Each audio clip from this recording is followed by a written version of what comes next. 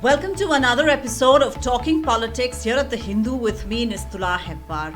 We missed an episode last week because as I was not keeping well, but I have returned and with a meaty topic indeed. That of the active wooing of the women's vote by major political parties, not just in the run-up to the assembly elections coming up, 5 states of Madhya Pradesh, Chhattisgarh, Rajasthan, Mizoram and Telangana, but also the big tamale, that is the general elections of 2024.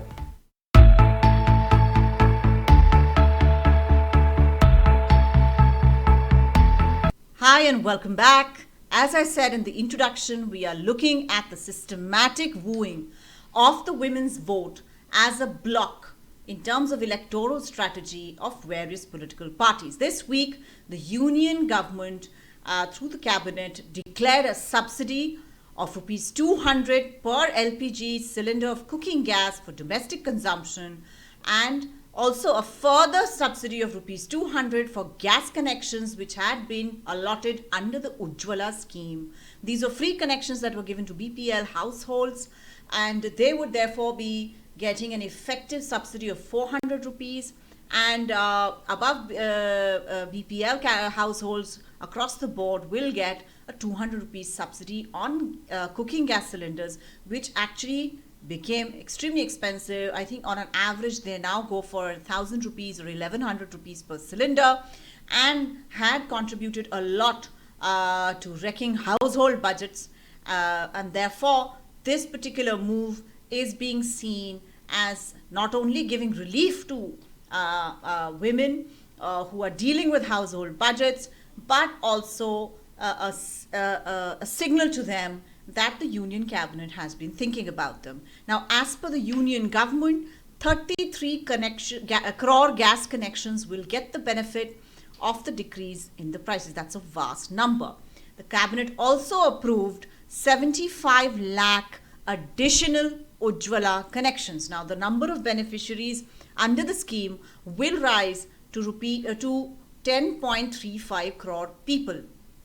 Now, cooking gas subsidy is a move, as I said before, that will bring relief to almost all households. And if you just cast your mind back a little bit to the Karnataka Assembly elections, the high prices to be paid for cooking gas cylinders was a major issue during that election. The Congress had said that while reducing the overall cost of cooking gas was up to the center, they would be coming out with an income support scheme for women so that they could ameliorate through some way or the other the stress on the household budget. Congress got a thumping majority in that election, something that the central government led by the BJP is not unaware of, and reflected in this week's decision on subsidies for cooking gas. Now, in Madhya Pradesh, Shivraj Singh Chauhan government had already announced an income support scheme, much like the one announced by the Congress in its manifesto in Karnataka. And now the Madhya Pradesh government is giving 1,250 rupees a month to women who are stay-at-home moms.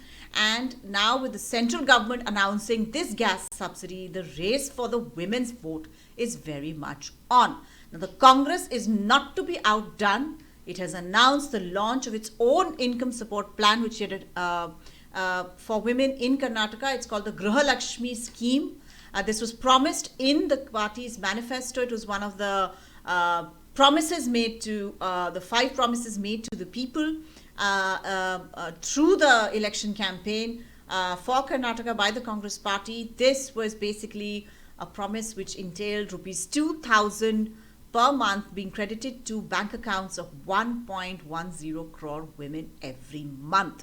Now, this, the party hopes, will lend credibility not only to the fact that it can follow through on its promises, but will have a good effect on similar promises being made by the Congress in other states, like in Madhya Pradesh, where also the Congress has promised an income support scheme, much like what the state government already has on. Now, it's of course party time for women voters because they are getting wooed by all the major political parties. And while women make up 48% of the population and their electoral importance cannot be underestimated, now what are the specific reasons for the women's vote coming into its own in the last few years? Well, we have seen specifically with regard to leaders like Naveen Patnaik of the Biju Janata Dal, J. Jayalalita of the AIADMK, and Nitish Kumar of the JDU, who recognize the potential of an en bloc vote of women, a loyal cadre of women voters in winning elections. They recognized that very early on and had a lot of programs and policies specifically targeted towards welfare of women. But now all political parties are in the race. It all starts with, say, historically, women voters, women in India were given universal adult franchise at the time of independence, and but consistently, women voters had not come out to vote in as many numbers as men, and many of the women who did vote were influenced to a large degree by the men, the voting behavior of the men in the family.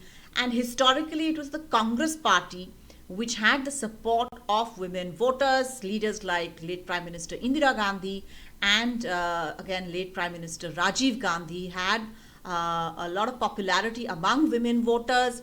Mr. Rajiv Gandhi's popularity, of course, also linked to the Panchayati Raj reforms that he had introduced, and of course including women, the 30% reservation for women in local bodies, etc., that he had announced through the Panchayati Raj reform. So a lot of historically, the Congress held the women's vote. The BJP, on the other hand, was largely seen as a very patriarchal, sort of orthodox sort of party and did not attract the support of women quite to that degree. But a lot of it changed around the general election of 2019. Now, what was the change? Well, for one, since the 2019 general elections, it has been found that women had been voting in larger numbers than men.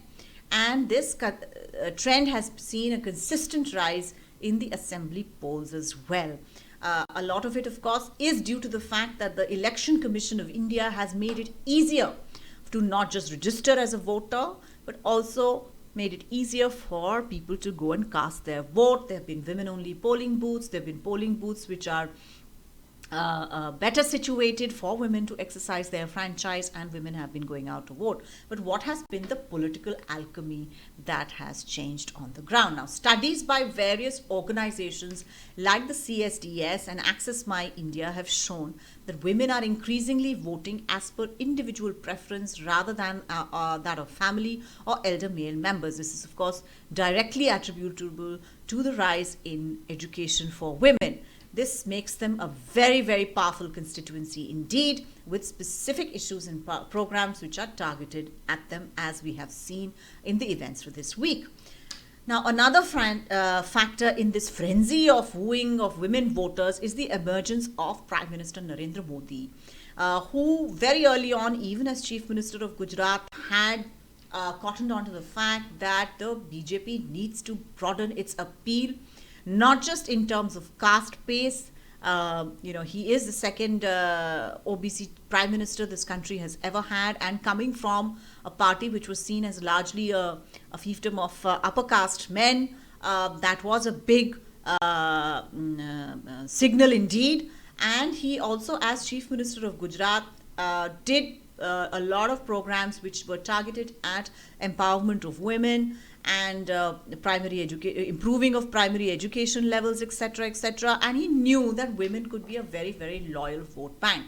So, because he came into power in 2014, in that election, this trend was not so pronounced for the BJP. But later in 2019 is when we see the Modi effect on the women's vote.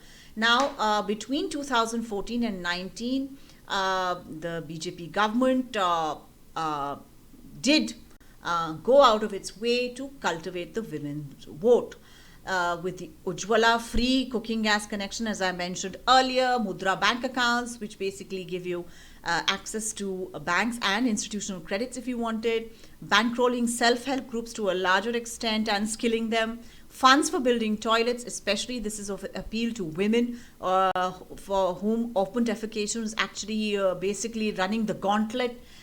There were lots of rapes and all sorts of issues that happened and lack of privacy that went with open defecation, which Prime Minister Modi took it on to address by funding of building of toilets in individual homes, and the Pradhan Mantri Awas Yojana, where housing was provided and where people were encouraged to register the homes allotted under the names of women members of the family. In fact, about 68% of the 1.7 million homes for the poor sanctioned between 2014 and 2019 were registered in the name of women alone or jointly with men. This was a big appeal to women. Women really took to it, and there seemed to be a historical shift from the Congress to the BJP, therefore in the 2019 general election.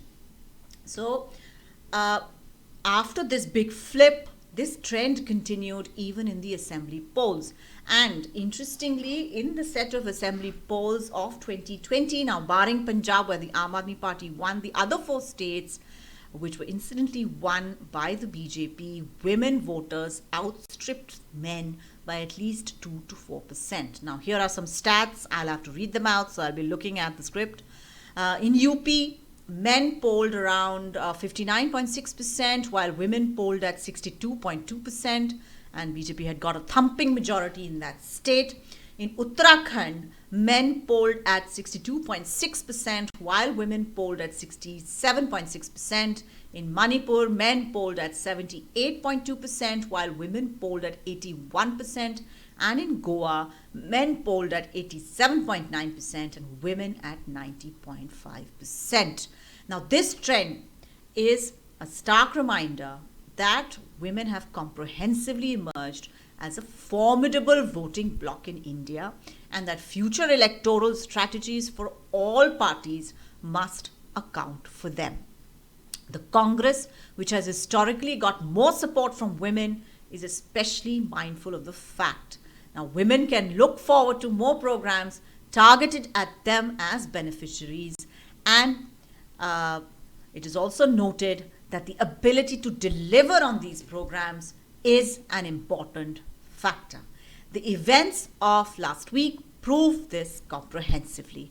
I hope this video has managed to explain some of the reasons behind the decisions of the central government and that of the Karnataka government as well.